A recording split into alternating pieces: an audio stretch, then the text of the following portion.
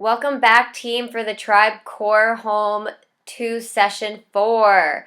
So we're doing that same warm-up sequence, so 30 seconds of the posterior lunges, hinge twists, pike planks, prone raises, lateral squats, and Everest steps. And you're going to be going through that 2 times through. If you have any questions about those exercises, please refer back to my previous videos. And so we're going to begin this warm-up sequence. 3, 2, 1, and go.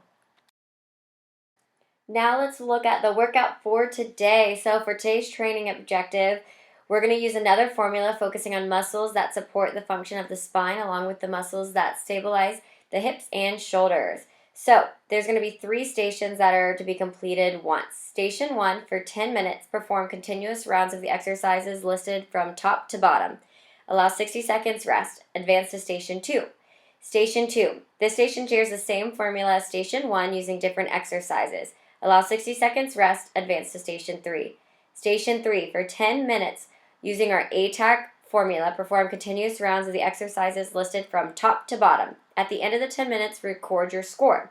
Once the stations are complete, move straight to the mobility sequence. Let's look at the 2 new exercises for today, the pike push-ups and the drop squats.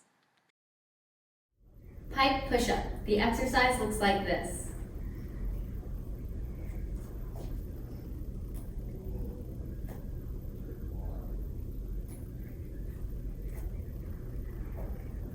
So for the pike push-up, the main benefit is strengthening that interior core as well as that shoulder stability and mobility. So for this, you're going to start in that plank position, hands shoulder width apart, core nice and tight. Then you're going to perform 1 push-up, hiking up through those hips, left arm or left hand comes to left foot, going back down to that start position. And that is 1 repetition. So every time you push up, it's 1. For this one, and some common faults for this is excessive lumbar extension as well as shoulders coming up, not keeping nice tension through the stomach. So for this, make sure you have a nice long spine, core nice and tight, not letting those hips fall forward, driving those heels into the floor as you pike up. As well as the push-up, you can progress and regress this entire exercise through load and range of motion. But through that push-up, you guys can change that load by bringing those knees down in that push-up, as well as if you guys have the side of a couch, a coffee table that's stable, make sure you're being safe so you can progress and regress that push-up if you need it. So you would perform that push-up and then just pike up and tap if you can, and then go back down to that start position and begin another repetition. And that is the pike push-up.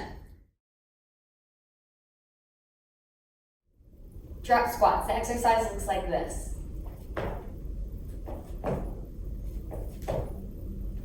So, for the drop squat, the main benefit is total body integration as well as high metabolic demand, hip stability, and mobility. So, you're going to be in that tribe ready stance, standing up nice and tall. You're going to have your feet together. You're then going to jump your feet out to that about shoulder width apart.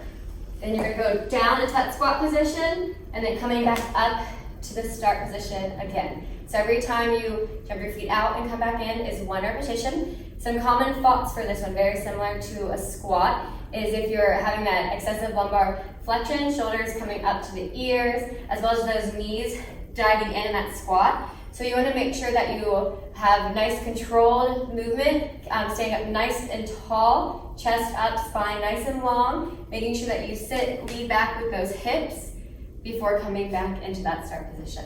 So the way you can progress and regress this exercise is through range of motion and speed. And that is the drop squat.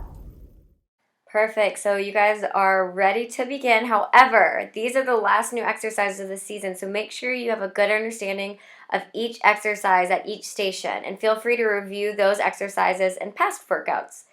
Also, always remember to always reset if needed, especially when a technique wavers. So just restart yourself. So let's begin the workout in 3, 2, 1, and go.